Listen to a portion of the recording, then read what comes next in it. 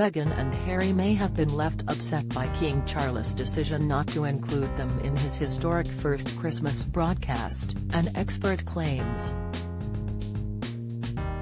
The Duke and Duchess of Sussex are believed to have spent Christmas Day privately in their Montecito home and haven't released any message either to their fans or in response to the King's speech.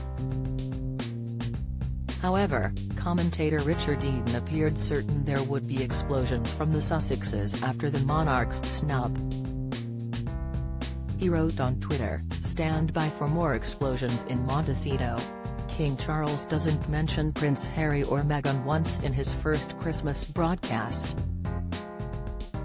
King Charles' Christmas broadcast made no mention of the Sussexes, nor they were included in the clips shown as he was speaking.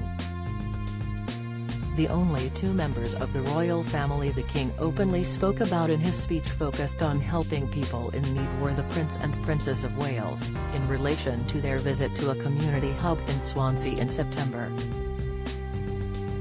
Other working royals, including Queen Camilla, the Sussexes and Princess Anne, were shown carrying out their royal duties in clips shown towards the end of the broadcast. Mr. Eden's take on the speech was welcomed with mixed reactions by his followers, with one, at Tooting South, saying, "A lovely speech and focusing on the right people and emergency services and all faiths. Hit the right note with empathy." Meanwhile, the Queen's former spokesman Dickie Arbiter simply responded in a tweet, "Rubbish."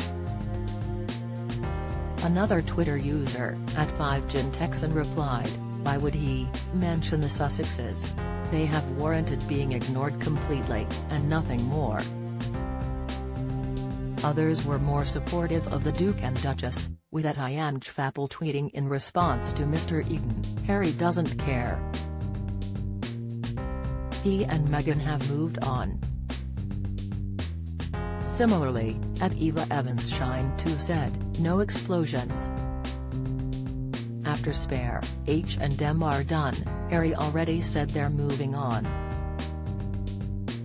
These Twitter users referred to what Prince Harry said towards the end of his and Meghan's docuseries released by Netflix earlier this month.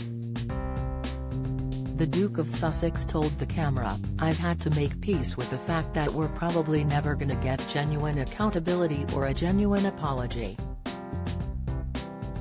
You know, my wife and I, we're moving on. We're focused on what's coming next."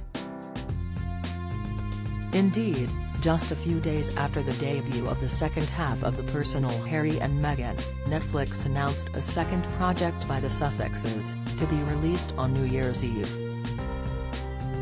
Titled Live to Lead, the program will feature interviews with an array of personalities hailed for their public work and campaigning, ranging from late Supreme Court Justice Ruth Bader Ginsburg to climate crisis activist Greta Thunberg.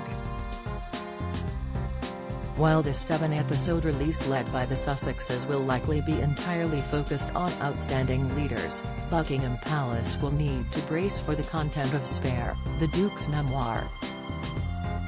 Set for release on January 10, the memoir may include, among other issues, criticism of King Charles for the upbringing he gave Harry if the declarations made by the Duke during the Apple TV+ series The Me You Can't See are anything to go by.